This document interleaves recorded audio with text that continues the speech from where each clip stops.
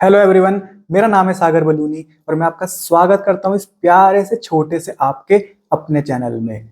तो आज का लेक्चर हमारा रहने वाला है हाइड्रोकार्बन का लेक्चर नंबर 5, या फिर मैं बात करूं ज्योमेट्रिकल आइसोमेरिज्म का लेक्चर नंबर 3। ठीक है, तो हमने ऑलरेडी 2 लेक्चर पढ़ लिए हैं ज्योमेट्रिकल आइसोमेरिज्म के, जिसमें मैंने आपको ज्योमेट्रिकल आइसोमर पहचानने सिखा दिए। मैंने आपको सिस ट्रांस बता दिया, ई जेड बता दिया, कितने आइसोमर बनने वाले हैं, ज्योमेट्रिकल आइसोमर काउंट करने सिखा दिया मैंने आपको। ठीक है, तो आज के लेक्चर में हम सीखने वाले हैं physical properties of geometrical isomerism. मतलब मेरे पास जैसे 2 ज्योमेट्रिकल आइसोमर है, सिस और ट्रांस, तो किसकी फिजिकल प्रॉपर्टी ज्यादा होगी, जैसे स्टेबिलिटी किसकी ज्यादा होगी, किसका डाइपोल मोमेंट ज्यादा होगा, किसकी पोलैरिटी ज्यादा होगी, तो ये अपन कंपेयर करना आज सीखेंगे। तो आज का लेक्चर अगर आप अच्छे से देख लेते हो ना, तो आज का लेक्चर भी आपको जैसे पिछले लेक्चर समझ में आते हैं ना, तो सारा बिल्कुल आपको अच्छे से समझ में आ जाएगा। कोई भी कहीं पे भी डाउट आपका नहीं रहने वाला। तो करते हैं लेक्चर को स्टार्ट। मुझ में है ताकत, मुझ में है हिम्मत, खींचना चाहते नीचे, बढ़ू मैं ऊपर। तो अब हम स्टार्ट करते हैं अपना आज का लेक्चर ज्योमेट्रिकल आइसोमेरिज्म का लेक्चर नंबर 3, या फिर मैं बोलूं हाइड्रोकार्बन का लेक्चर नंबर 5। ठीक है, तो ये मैंने हेडिंग डाल दी ज्योमेट्रिकल आइसोमेरिज्म। ठीक है सर, अब देखो, अब हम पढ़ेंगे ना, आज के लेक्चर में पढ़ने वाले हैं physical properties of geometrical isomerism. मतलब हम देख, एक टॉपिक है जैसे ज्योमेट्रिकल आइसोमेरिज्म, उसमें से जहां से भी क्वेश्चन पूछा जाता है ना, बिल्कुल हमने उसको निचोड़ के बिल्कुल इतने डीप में पढ़ लिया और इतनी सरल भाषा में पढ़ लिया ना कि कहीं पे भी कोई दिक्कत किसी भी क्वेश्चन में हमको नहीं आने वाली। ठीक है, तो यहाँ पर मैं लिखता हूँ physical properties of geometrical isomerism. तो पहली प्रॉपर्टीज हम लेते हैं स्टेबिलिटी। स्टेबिलिटी, ठीक है सर। तो देख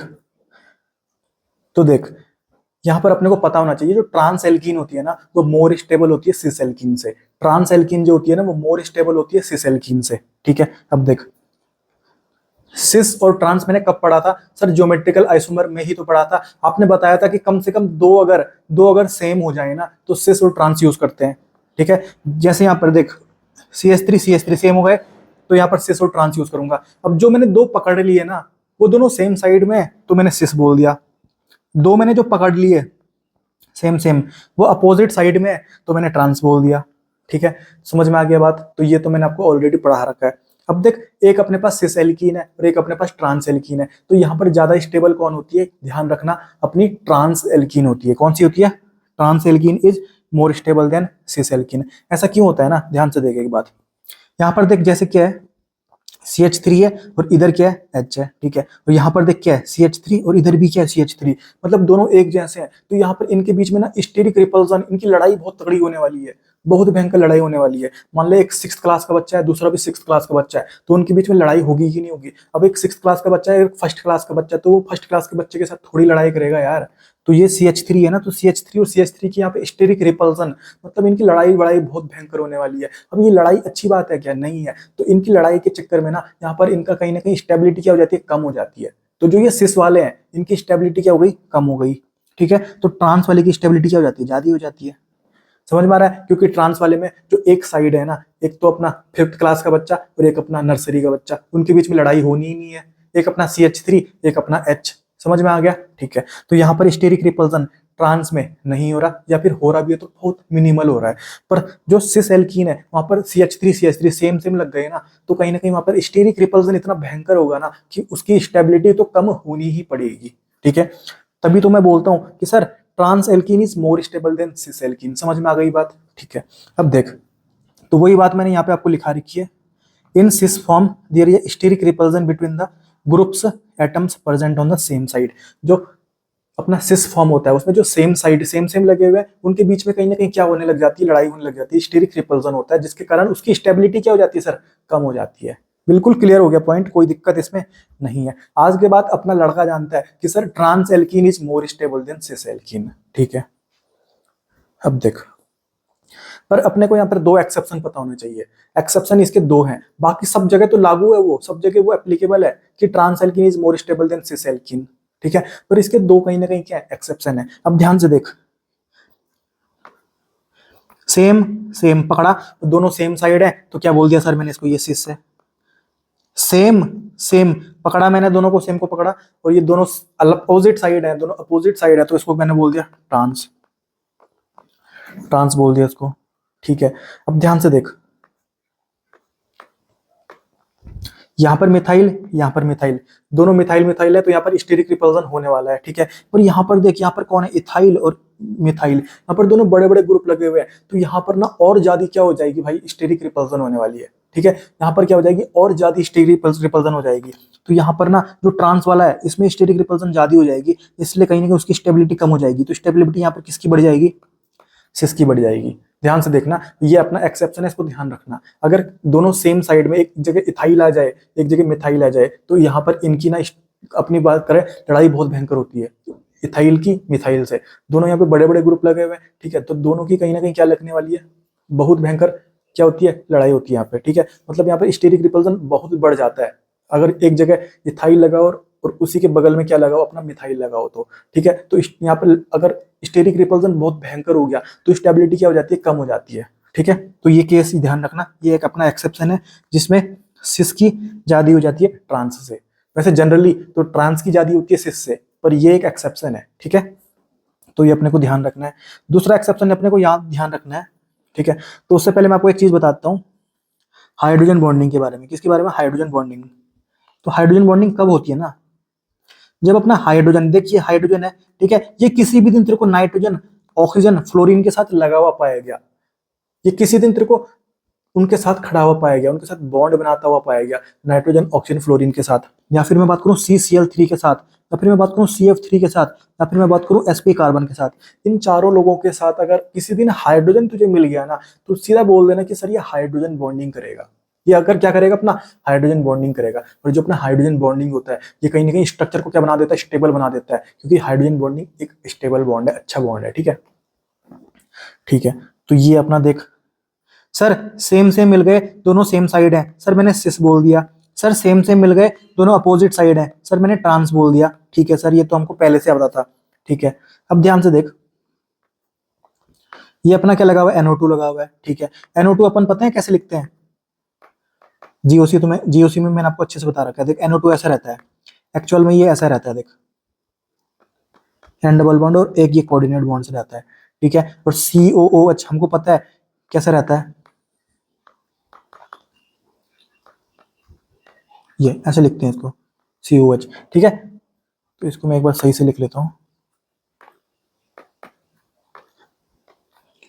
C डबल बॉन्ड OH, ठीक है। तो यहाँ पर देख, यहाँ पर क्या होता है ना, यहाँ पर देख जो ये अपना हाइड्रोजन है, ये देख यहाँ पर ऑक्सीजन के साथ कहीं ना कहीं हाइड्रोजन बॉन्डिंग कर लेता है। ये अपना हाइड्रोजन जो है ना, ऑक्सीजन के साथ कहीं ना कहीं क्या कर लेता है, हाइड्रोजन बॉन्डिंग कर लेता है। तो जिसके चक्कर में ना जो ये अपना सिस वाला स्ट्रक्चर बन रहा है, ये कहीं ना कहीं मोर स्टेबल बन जाता है, मोर स्टेबल बन जाता है। तो यहाँ पर भी क्या होता है, अपना सिस वाला कहीं ना कहीं मोर स्टेबल बन जाता है ट्रांस वाले से, ठीक है। तो सर कंक्लूजन बता दो, मैंने आपको बोला कि trans alkene is more stable than cis alkene always. बस ये दो एक्सेप्शन याद रख लेना। अगर दोनों सेम साइड, एक जगह इथाइल आ जाए और एक जगह मिथाइल आ जाए, तो इनकी लड़ाई बहुत भयंकर होने वाली है, स्टेरिक रिपल्सन बहुत भयंकर होने वाला है, जिसके कारण उसका स्टेबिलिटी घट जाएगी। तो ये देख कम हो गई ट्रांस वाले की, तो सिस वाले की ज्यादा हो जाएगी।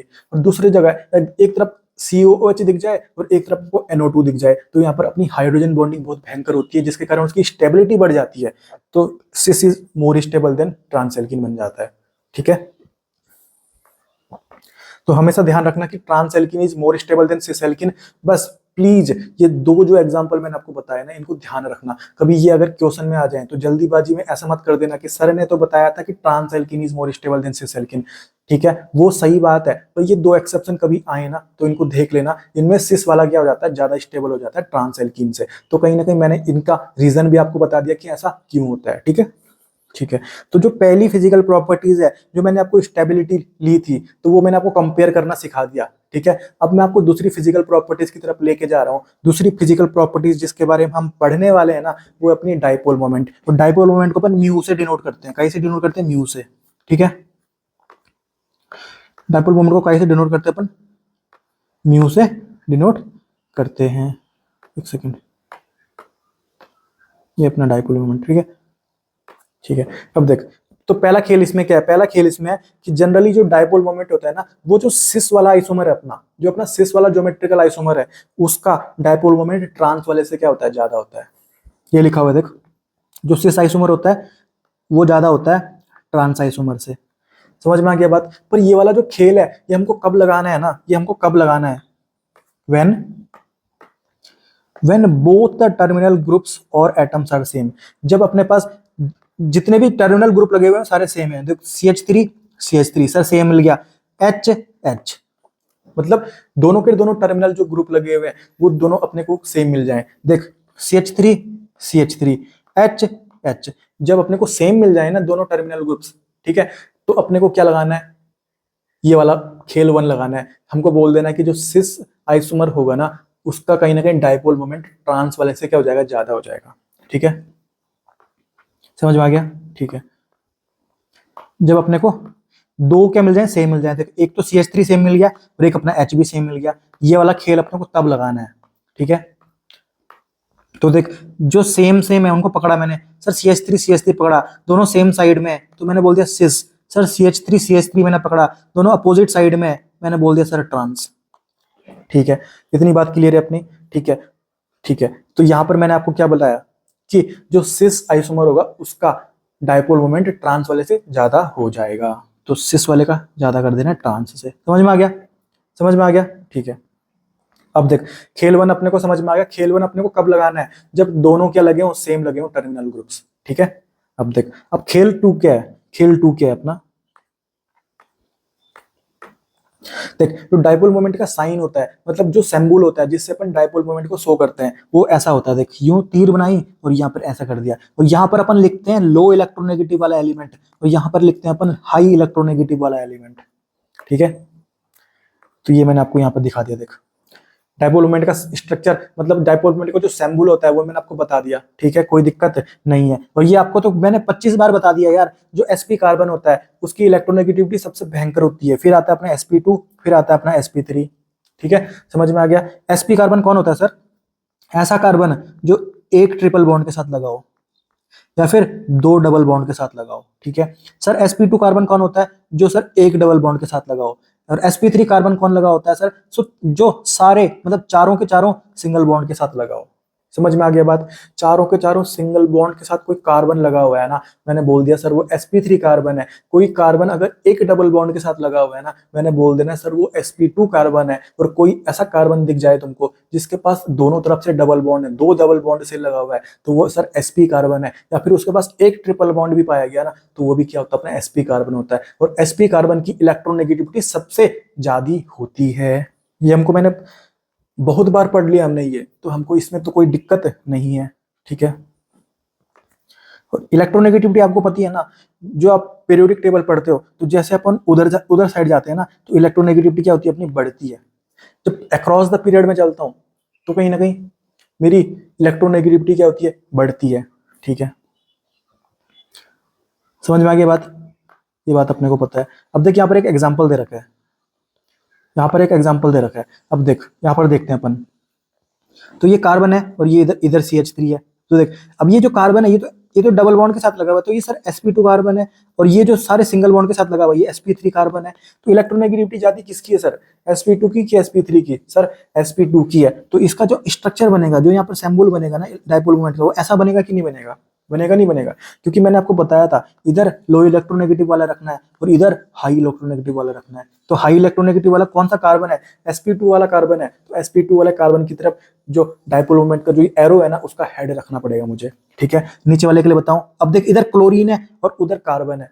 अब कार्बन और क्लोरीन में मेरे भाई कौन ज्यादा इलेक्ट्रोनेगेटिव है? क्लोरीन है ना। क्लोरीन देख कितना दूर आता है, हेलोजन फैमिली में आता है। मैंने आपको बताया अक्रॉस द पीरियड इलेक्ट्रोनेगेटिविटी बढ़ती है। तो कहीं ना कहीं अब यहाँ पर क्या हो जाएगा, इसको ऐसे रखना पड़ेगा, यूं रखना पड़ेगा। ठीक है सर, अब देख एक उधर चला गया, एक इधर चला गया। सर ये तो जीरो हो गया, बिल्कुल कट गया ना, एक इधर आया एक इधर आया, बिल्कुल सन जीरो। ठीक है, अब इस वाले में देखते हैं, ये अपना स्पीड, इस वाले में क्या होगा, देख ये तो ऐसे जाएगा, ये मैंने आपको बता दिया। अब इसमें ये ऐसा चला जाएगा। अब देख इसमें दोनों एक साथ जा रहे हैं, तो मतलब इसका डाइपोल मोमेंट ज्यादा होगा ना, दोनों एक साथ जा रहे हैं, तो नेट भी उधर ही के लिए आएगा अपना। इसमें नेट कितना आ गया, जीरो आ गया, क्योंकि एक इधर जा रहा है एक उधर जा रहा है। तो अपना डाइपोल मोमेंट किसका ज्यादा हो जाएगा, इसका ज्यादा हो जाएगा। समझ में आ गया? ठीक है, तो खेल 1 कब यूज करना है सर? खेल 1 अपने को तब यूज करना है जब अपने जो दोनों जो लगे हुए ना टर्मिनल ग्रुप्स वो सेम हो। जैसे देख CH3 मिल गया और H भी मिल गया, तो जो दोनों लगे हुए हैं ना वो दोनों एक ही टाइप के हैं। ठीक है, पर यहां पर देख जो खेल टू अपने यूज किया, जो खेल टू हमने यूज किया वो कब यूज किया, तो देख एक तो CH3 मिल गया पर दूसरा CH3 का है नहीं है सर, एक H मिल गया दूसरा H मिल तो गया, मतलब सिर्फ एक ही जो ग्रुप लगा हुआ है वही सेम हो, सिर्फ एक ग्रुप सेम हो, जैसे H मिल गया पर CH3 का दूसरा नहीं मिल रहा और क्लोरीन का भी दूसरा नहीं मिल रहा। वापस देख H का, वापस देख H का H मिल गया, सिर्फ एक मिल गया मुझे, पर इसका दूसरा जोड़ीदार नहीं मिल रहा, मतलब जो CH3 है दूसरा CH3 नहीं मिल रहा, क्लोरीन है दूसरा क्लोरीन नहीं मिल रहा, मतलब सिर्फ यहाँ पर एक ही जो टर्मिनल ग्रुप है वही मैच हो रहे हैं। तो जब दोनों टर्मिनल ग्रुप मैच हो जाए, जैसे ऊपर वाले केस में हो रहा था, तो खेल 1 यूज करना है और सिर्फ एक टर्मिनल ग्रुप यूज हो जाए, मतलब एक टर्मिनल ग्रुप अपने मिल जाए, मैच हो जाए, ठीक है, तो अपने को कहीं ना कहीं खेल नंबर 2 यूज करना है। तो खेल 1 कब यूज करना है, दिमाग में क्लियर होना चाहिए, खेल 2 कब यूज करना है, दिमाग में क्लियर होना चाहिए, ठीक है। अब आती है बात खेल नंबर 3 की। अब देख खेल नंबर 3 क्या बोलता है कि जो डाइपोल मोमेंट होता है, ये डाइपोल मोमेंट ही तो है म्यू, मैंने आपको बताया था डाइपोल मोमेंट को अपन म्यू से डिनोट करते हैं। तो डाइपोल मोमेंट ना थीटा के क्या होता है, इनवर्स रिलेशन। सर ये थीटा क्या है, सर थीटा एंगल है बिटवीन यहाँ पर दो क्लोरीन के बीच में, ये थीटा है अपना, ये थीटा है अपना और ये थीटा है अपना, ठीक है। तो जो डाइपोल मोमेंट है वो थीटा के कैसे रिलेशन है, इनवर्स रिलेशन है। तो यहां से क्या पता लगता है कि सर अगर थीटा बढ़ेगा तो डाइपोल मोमेंट घटेगा, इधर जाने पर थीटा बढ़ रहा है तो डाइपोल मोमेंट घटेगा कि नहीं घटेगा, घटेगा सर, कितना सिंपल है, ठीक है। तो ये डाइपोल मोमेंट का मैंने आपको सारा पढ़ा दिया, जितना भी हम ज्योमेट्रिकल आइसोमर के साथ कनेक्ट कर सकते हैं। बाकी इसके बारे में जो डाइपोल मोमेंट का पूरा डीप हम पढ़ने वाले हैं ना, जो डीप इसके बारे में पूरा पढ़ेंगे और पूरे क्वेश्चंस करेंगे, ये तो अपना केमिकल बॉन्डिंग का हिस्सा है, केमिकल बॉन्डिंग में आता है ये। तो यहाँ पर तो अपन जितना ज्योमेट्रिकल आइसोमर से रिलेटेड है उतना पढ़ रहे हैं, ठीक है। और यहाँ पर भी मैंने आपको 3 खेल पढ़ा दिए, पहला खेल, दूसरा खेल और तीसरा खेल, ठीक है।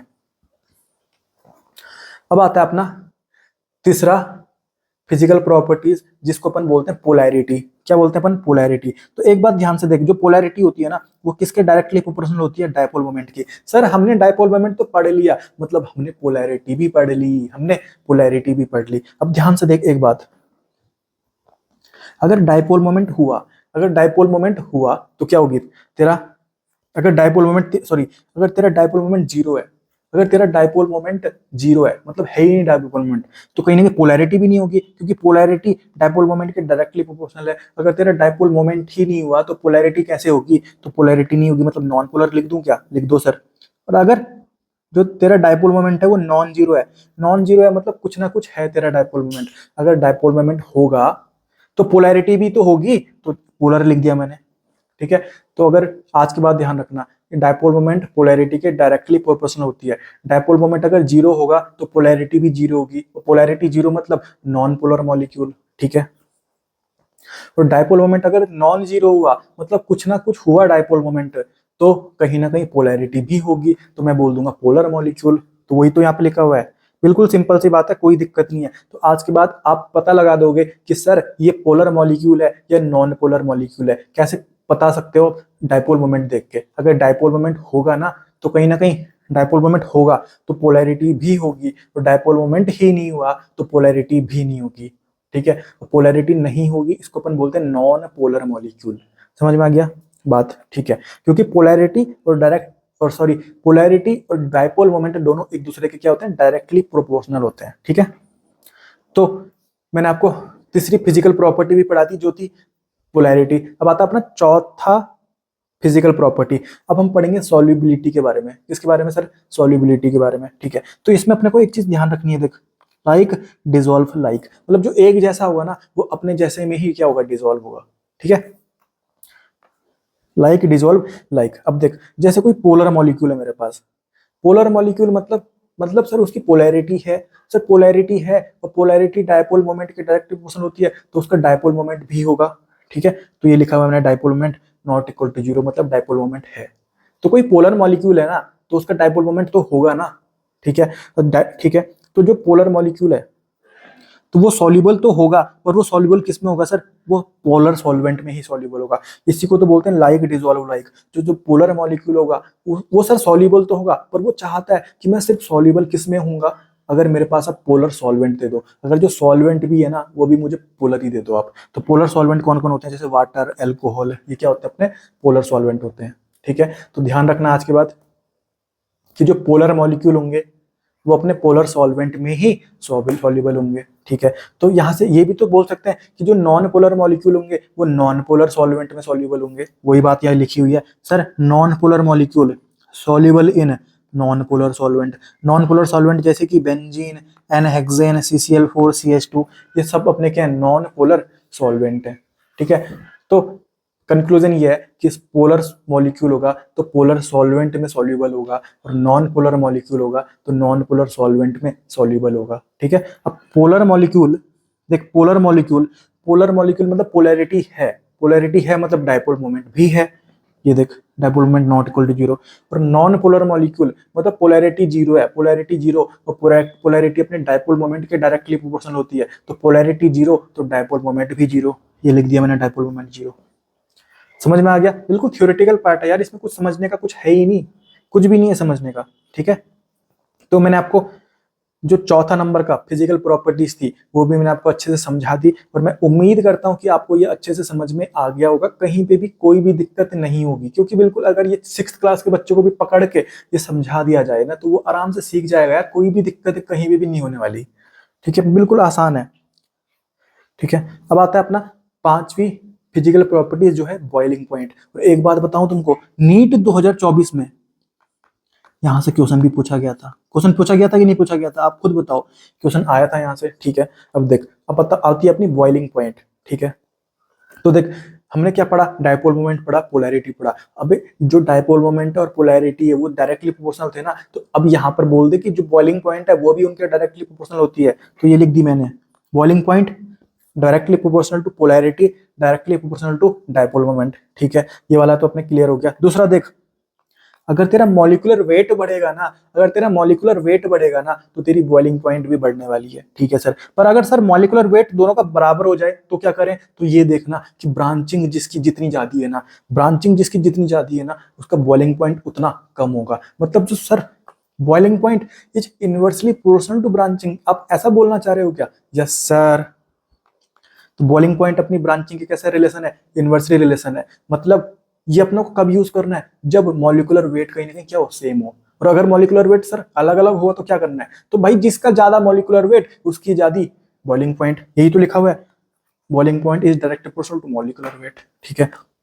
और एक और चीज यहाँ पे आता है, बॉइलिंग पॉइंट, अगर हाइड्रोजन बर्निंग हो रही हो ना तो बॉइलिंग पॉइंट भी बढ़ जाता है। अगर हाइड्रोजन बर्निंग हो रही है ना तो बॉइलिंग पॉइंट भी क्या हो जाता है, बढ़ जाता है। समझ में आ गई बात, ठीक है। अब जैसे यहाँ पे एक एग्जाम्पल दे रखे अपने ABC, अब देख इसमें कितने कार्बन है, 1 2 3 4 5, तो इसकी मैंने हाइड्रोजन यहाँ पे इसकी वैलेंसी पूरी नहीं कर रखी, तो इसको अगर हाइड्रोजन भी लगाऊंगा तो उतने ही हाइड्रोजन इसमें भी लगेंगे, उतने ही इसमें भी लगेंगे, कोई दिक्कत नहीं बात है। तो यहाँ पर भी 5 कार्बन है, यहाँ पर भी 5 कार्बन है, और यहाँ पर भी अपने 5 कार्बन है, मतलब तीनों का मॉलिक्यूलर वेट क्या सेम है। तीनों को मॉलिक्यूलर वेट अगर सेम आ जाए तो यहाँ पर मैं क्या देखने वाला हूँ, ब्रांचिंग से खेलने वाला हूँ। अगर ब्रांचिंग बढ़ेगी ना तो बॉइलिंग पॉइंट घट जाएगा। तो देख जैसे जैसे तू नीचे जा रहा है सी की तरफ, ब्रांचिंग बढ़ रही है तेरी, ब्रांचिंग बढ़ रही है तो बॉइलिंग पॉइंट क्या हो जाएगा, घट जाएगा। मतलब बॉइलिंग पॉइंट सबसे ज्यादा किसका होगा, ए का होगा, फिर बी का होगा, फिर सी का होगा। समझ में आ गई बात? क्योंकि ब्रांचिंग की अगर बात करें अपन, ब्रांचिंग सबसे ज्यादा किसमें, सी में, फिर बी में, फिर ए में। तो हमारा आंसर क्या आ जाएगा बॉइलिंग पॉइंट का, ABC। ये तो छोटी सी बात है बिल्कुल, इसमें कोई ऐसा भी नहीं है कि कोई रॉकेट साइंस लग रही हो, या फिर कोई इसमें न्यूमेरिकल सॉल्व कर रहे होंगे हम कि बहुत भयंकर कैलकुलेशन करनी पड़ रही है, ऐसे कुछ भी नहीं है यार। अगर कंसेप्ट क्लियर है ना तो कहीं ना कहीं पे भी कोई दिक्कत नहीं आती, खासकर ऑर्गेनिक में और इनऑर्गेनिक में। फिजिकल की अगर बात करें वहां पर कैलकुलेशन भी जरूरी है, पर ऑर्गेनिक और इनऑर्गेनिक में अगर तुमने कंसेप्ट क्लियर कर लिया ना तो बिल्कुल क्वेश्चंस जब तुम सॉल्व करोगे तो मजा आने वाला है, कोई दिक्कत नहीं आने वाली, ठीक है। तो ये क्वेश्चन अपना पूछा गया था नीट 2024 में, नीट 2024 में ये क्वेश्चन पूछा हुआ था, सेम टू सेम क्वेश्चन, बिल्कुल सिंपल सा क्वेश्चन था, कोई भी दिक्कत नहीं थी यार, ठीक है। अब अपना दूसरा क्वेश्चन आया, सर सर सर यहाँ पर देखो 2 कार्बन है, इधर तो सर 3 कार्बन है, सर यहाँ पर 2 ऑक्सीजन है, इधर तो सर 3 ऑक्सीजन है, यहाँ पर तो सर मॉलिक्यूलर वेट ही डिफरेंट हो गया। आपने बताया था कि मॉलिक्यूलर वेट बढ़ेगा ना तो कहीं ना कहीं अपनी बॉइलिंग पॉइंट भी बढ़ने वाली है, तो मॉलिक्यूलर वेट बढ़ेगा ना सर तो बॉइलिंग पॉइंट भी अपनी बढ़ने वाली है। तो बॉइलिंग पॉइंट अपना ज्यादा किसका हो जाएगा सर, इसका हो जाएगा, ठीक है। एक और चीज से मैं आपको बताता हूँ, देख हाइड्रोजन किसके साथ, नाइट्रोजन ऑक्सीजन फ्लोरीन के साथ लगा होता है ना, तो अपन क्या बोलते हैं, हाइड्रोजन बॉन्डिंग बोलते हैं। यहाँ पर देख हाइड्रोजन ऑक्सीजन के साथ लगा हुआ है, हाइड्रोजन बॉन्डिंग हो रही है, हाइड्रोजन ऑक्सीजन के साथ लगा हुआ हाइड्रोजन बॉन्डिंग हो रही है। पर यहाँ पर देख, यहाँ पर तो ज्यादा ही हो रही है ना, यहाँ पर तीन तीन जगह में तीन तीन हाइड्रोजन अपने ऑक्सीजन के साथ लगे हुए हैं, तो यहाँ पर हाइड्रोजन बॉन्डिंग भी ज्यादा हो रही है। और हाइड्रोजन बॉन्डिंग ज्यादा होती है ना, तो अपना बॉइलिंग पॉइंट भी तो बढ़ जाता है। तो यहाँ पर हम इससे भी निकाल सकते हैं आंसर, बॉइलिंग पॉइंट से भी और मॉलिक्यूलर वेट से भी। पर आसान कहाँ से होगा, आसान तो यही होगा कि मॉलिक्यूलर वेट बढ़ेगा सर तो बॉइलिंग पॉइंट भी बढ़ेगी। पर मॉलिक्यूलर वेट अगर सर सेम हो जाए, जैसे ऊपर वाले क्वेश्चन में हुआ था, फिर हम देखते हैं ब्रांचिंग, तो boiling point is inversely relation to boiling, sorry boiling point is inversely relation to branching. ठीक है, तो ये अपना क्लियर हो गया, कंसेप्ट क्लियर हो गया, कोई दिक्कत नहीं आ रही अपने को। अब अपन देखते हैं अपना अगला फिजिकल प्रॉपर्टीज जो आता है मेल्टिंग पॉइंट। तो देख सर, मेल्टिंग पॉइंट भी डायरेक्टली प्रोपोर्शनल होती है मॉलिक्यूलर वेट के, मतलब सर मॉलिक्यूलर वेट बढ़ेगा ना तो तेरी मेल्टिंग पॉइंट भी बढ़ने वाली है, मेल्टिंग पॉइंट तेरी बढ़ने वाली है। ठीक है, और एक और चीज याद रखना, melting point is directly proportional to packing efficiency. जितनी अच्छे से पैकिंग हो रखी है ना, उतनी ज्यादा तेरी क्या हो जाएगी, मेल्टिंग पॉइंट हो जाएगी। जितना अच्छा सिमेट्री है ना, जितनी अच्छी सिमेट्री है ना, उतनी तेरी मेल्टिंग पॉइंट भी क्या हो जाएगी, बढ़ जाएगी।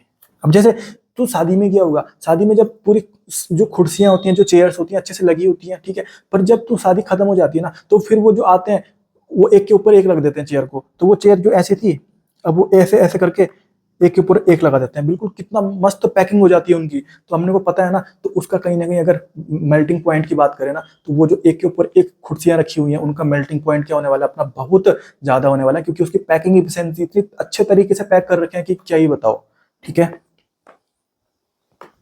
समझ में आ गया। ठीक है, तो यहाँ पर अपन क्वेश्चन सॉल्व करते हैं। अब देख, यहाँ पर ये सिस रखा हुआ अपने सामने और एक ट्रांस रखा हुआ है। अब देख, अगर मुझे एक और सिस चाहिए होगा तो मैं ऐसे रखूंगा इसके ऊपर, तो ये एक बाल्टी है, उसी शेप की दूसरी बाल्टी है, तो वो उसके अंदर थोड़ी आ जाएगी, तो ये तो बहुत ज्यादा अच्छे से पैक ही नहीं हो पाएगी। पर जैसे ये ट्रांस वाला है देख, तो यहाँ पर दूसरा अगर ट्रांस रखूंगा तो देख कितने अच्छे से पैक हो रहा है।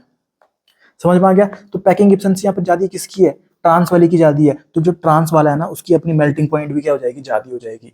जो ट्रांस वाला है यहाँ पर तो बिल्कुल सेम टू सेम जो चेयर वाला, जो शादी में चेयर वाला एग्जांपल बताया मैंने, वही वाला यहाँ पे यूज हो रहा है। ठीक है, तो ये अच्छे से पैक हो जाएगा, पैकिंग एफिशिएंसी इसकी अच्छी है, तो इसकी मेल्टिंग पॉइंट भी क्या हो जाएगी, ज्यादा हो जाएगी। ठीक है, दूसरा एग्जाम्पल देखते हैं।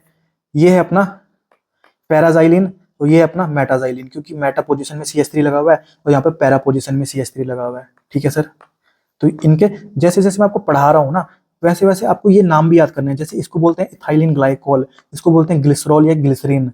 ठीक है, इसको बोलते हैं पैराजाइलिन, इसको बोलते हैं मेटाजाइलिन। ये अपने को ध्यान रखना है। अगर यहाँ पर CH3 लग जाता तो उसको बोलते हैं अपन ऑर्थोजाइलिन। ठीक है, अब देख यहाँ पर देख सिमेट्री कितनी अच्छी है सर, एक ऊपर एक नीचे।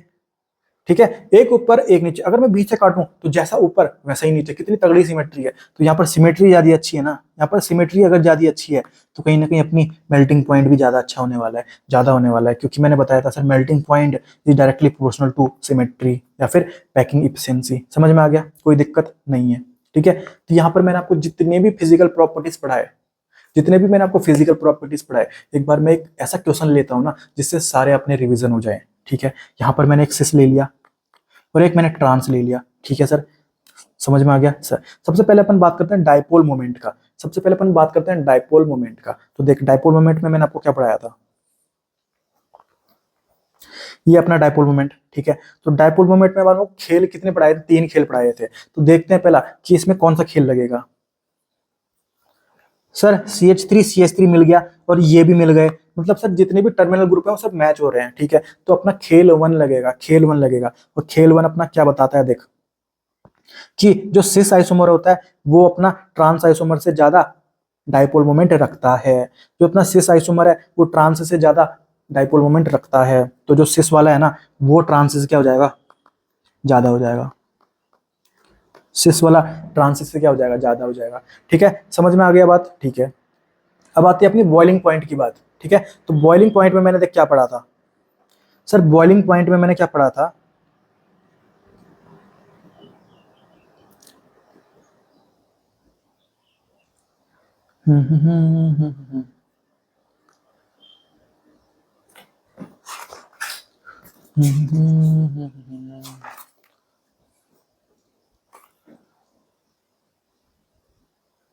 अब देख, जो अपनी बॉइलिंग पॉइंट है उसमें मैंने आपको पढ़ाया था कि सर बॉइलिंग पॉइंट किसके डायरेक्ट प्रोपोर्शनल होती है, डायपोल मोमेंट के। तो सर डायपोल मोमेंट हमने कर लिया, डायपोल मोमेंट हमने सॉल्व कर दिया, तो जो बॉइलिंग पॉइंट है ना वो भी तो सेम, उसका भी आंसर वही आएगा ना, क्योंकि डायपोल मोमेंट और बॉइलिंग पॉइंट एक दूसरे के क्या डायरेक्ट प्रोपोर्शनल है। तो जो सिस होगा उसका अपना बॉइलिंग पॉइंट भी क्या हो जाएगा, ट्रांस से ज्यादा हो जाएगा। समझ में आ गया, कोई दिक्कत नहीं है। और अगर मैं पोलैरिटी पूछता तो पोलैरिटी भी सिस की ज्यादा हो जाती ट्रांस से, ठीक है। अब अगला क्वेश्चन आता है अपना मेल्टिंग पॉइंट, किसका, मेल्टिंग पॉइंट का। तो देख मेल्टिंग पॉइंट, तो मेल्टिंग पॉइंट अपने को दिख रहा है ना कि ट्रांस का ज्यादा होता है, क्योंकि ट्रांस में पैकिंग एफिशिएंसी क्या होती है, अच्छी होती है। तो मेल्टिंग पॉइंट की अगर बात करें तो वो अपना ट्रांस का ज्यादा हो जाएगा सिस से, ठीक है। अब हम देखते हैं सॉल्युबिलिटी की बात। सॉल्युबिलिटी नहीं है, सॉरी, ये सॉल्युबिलिटी नहीं है, ये है अपनी स्टेबिलिटी। क्या ये, स्टेबिलिटी। तो स्टेबिलिटी, स्टेबिलिटी मैंने आपको सबसे पहला पढ़ाया था, उसमें मैंने आपको बताया था sir trans alkene is more stable than cis alkene. तो जो ट्रांस एल्कीन है तो ये सिस एल्कीन है, तो ट्रांस एल्कीन है वो अपनी ज्यादा स्टेबल होती है सिस एल्कीन से। समझ में आ गया। तो ये मैंने आपको एक ऐसा एग्जांपल कराया, जैसे मैंने आपकी जितनी भी फिजिकल प्रॉपर्टीज मैंने आपको पढ़ाई थी वो सारी रिवाइज हो चुकी है। रिवाइज हो चुकी है कि नहीं हो चुकी है, हो चुकी है सर, ठीक है। अब दो बातें, जाते जाते दो बातें सीख ले। अब देख, जो अपने ज्योमेट्रिकल आइसोमर होते हैं ना, जैसे एक तरफ मैंने सिस रख दिया, एक तरफ मैंने ट्रांस रख दिया। देख जैसे ये है, अगर मैं बीच में मिरर लगा दूं तो जो ये सिस वाली है ना, इसकी क्या मिरर इमेज ऐसी बनेगी, क्या ऐसी बनेगी क्या, मिरर में ऐसा बन जाता है क्या, एक CH3 इधर चला गया, एक CH3 इधर चला गया, नहीं दिखता। इसका अगर मिरर इमेज बनाना होता ना मुझे, तो मैं ऐसा बनाता। देख ये CH3 ये H, ये इधर साइड आ जाते हैं, ऐसे आ जाते हैं, ये देख। और जो इधर वाले दूर वाले थे वो पीछे चले जाते हैं। मिरर इमेज इसकी तो ऐसे बनती है, और यहाँ पे ये क्या, इसकी मिरर इमेज ऐसे बन रही है क्या, जो सिस है उसकी मिरर इमेज के ट्रांस बन रही है, नहीं बन रही। मतलब जो ये ज्योमेट्रिकल आइसोमर होते हैं ना सर जो ये ज्योमेट्रिकल आइसोमर होते हैं ना, ये कहीं ना कहीं अपने नॉन मिरर इमेज होते हैं। क्या होते हैं, नॉन मिरर इमेज। और अब आप ऑप्टिकल आइसोमर जब पढ़ोगे ना, उसमें अपन सीखेंगे कि जो नॉन मिरर इमेज होते हैं उनको अपन बोलते हैं डाई स्टीरियोमर्स। क्या बोलते हैं अपन, डाई स्टीरियोमर्स। तो आज की बात ध्यान रखना, जो अपने ज्योमेट्रिकल आइसोमर होते हैं सर वो डाई स्टीरियोमर्स होते हैं, मतलब सर वो नॉन मिरर इमेज होते हैं। बिल्कुल क्लियर होनी चाहिए दिमाग में बात कि सर नींद में मुझे उठा दो, आप नींद में 2 बजे एक थप्पड़ बजाए मेरे पे और मेरे को उठा दिया, और आपको अगर पूछा जाए ना कि सर ज्योमेट्रिकल आइसोमर क्या होते हैं, तो आपके दिमाग से, आपके मुंह से बिल्कुल बात निकलनी चाहिए कि जो अपने ज्योमेट्रिकल आइसोमर होते हैं ना वो सर क्या होते हैं, अपने डाई स्टीरियोमर होते हैं। ऐसा क्यों, क्योंकि सर वो नॉन सुपर इम्पोजेबल होते हैं, क्योंकि वो नॉन मिरर इमेजेस होते हैं, ठीक है। समझ में आ गई बात, ठीक है। अब देख दूसरी बात यहाँ पर ध्यान रखनी है अपने को एल्काइन के बारे में। सर एल्कीन जो होते हैं ज्योमेट्रिकल आइसोमर शो करते हैं, पर एल्काइन ज्योमेट्रिकल आइसोमर शो क्यों नहीं करते, क्योंकि इनका लीनियर स्ट्रक्चर होता है, लीनियर स्ट्रक्चर। ध्यान से देख, ये अपना एल्काइन है, ठीक है। अब देख, अब तू एल्काइन में खेलेगा कैसे, एल्काइन में तू खेलेगा कैसे। हम क्या बोलते थे, इनको पकड़ते थे और इसके पास एक अलग, इधर भी अलग, एक अलग, इधर भी अलग, ठीक है। अब तू यहाँ पर एक बॉन्ड करके इसको इधर बना देगा तो इस कार्बन के 5 बॉन्ड नहीं बन जाएंगे क्या। तो यहाँ पर अपन खेल ही नहीं सकते, क्योंकि इसका जो स्ट्रक्चर है, कैसा स्ट्रक्चर है, लीनियर स्ट्रक्चर है, क्योंकि ट्रिपल बॉन्ड लगा हुआ है ना कार्बन के साथ, ठीक है। तो कहीं ना कहीं समझ में आ गई होगी बात कि जो अपन ज्योमेट्रिकल आइसोमर की बात करते हैं ना, ये अपन किस में बात करते हैं, एल्कीन में, डबल बॉन्ड में बात करते हैं, ठीक है। एल्कीन के अलावा और भी मैंने आपको बताए थे जब मैंने आपको ज्योमेट्रिकल आइसोमर स्टार्ट कराया था, जैसे ऑक्साइम हो गया, जैसे अपना N डबल बॉन्ड N हो गया, ठीक है। ये सब अपने एजो हो गया, ठीक है। ये मैंने आपको वहां पे बताए थे एग्जांपल। पर ट्रिपल बॉन्ड में कहीं ना कहीं कभी भी अपना ज्योमेट्रिकल आइसोमर नहीं देखते, क्योंकि यहाँ पर लीनियर स्ट्रक्चर बन जाता है। समझ में आ गई बात, ठीक है। तो ये दो बातें हैं, ज्योमेट्रिकल आइसोमर्स आर डाइस्टेरियोमर यानी नॉन मिरर इमेजेस, ठीक है। और alkyne does not show geometrical isomer because of the linear structure, ठीक है। तो इसी के साथ अपना ज्योमेट्रिकल आइसोमर का पार्ट पूरा कंप्लीट हो जाता है, और मैं आपको बिल्कुल उम्मीद के साथ और बिल्कुल कॉन्फिडेंस दिलाता हूं आपको कि कहीं ना कहीं आप इससे रिलेटेड कोई भी क्वेश्चन अगर करोगे, किसी भी मॉड्यूल का करोगे, किसी भी कोचिंग के किसी भी मॉड्यूल का, या नीट का PYQ करो या JEE मेंस का PYQ करो, आपका कोई भी क्वेश्चन अटकने वाला नहीं है। आप हर क्वेश्चन को अटेम्प्ट कर सकते हो और बिल्कुल चंद सेकंडों में बिल्कुल सही आंसर निकाल सकते हो। बाकी कैसा लगा ये लेक्चर, ज्योमेट्रिकल आइसोमर आपको समझ में आ चुका है कि नहीं आया। बाकी हमने इतने सारे एग्जांपल भी करवे हैं ना कि कहीं ना कहीं कोई दिक्कत आपको नहीं आने वाली। बाकी कैसा लगा लेक्चर? लेक्चर से रिलेटेड कोई कंफ्यूजन आपके दिमाग में हो या फिर कोई डाउट आपके मन में रह जाता है तो कमेंट सेक्शन में जरूर बताना। बाकी मिलते हैं अगली वीडियो में, तब तक के लिए टाटा बाय बाय, जय Hind. History focus on victory, काम करूँ डेली, कहते हैं लोग सुनू सिर्फ मेरी मंजिल ना गहरी, मानू ना हाँ।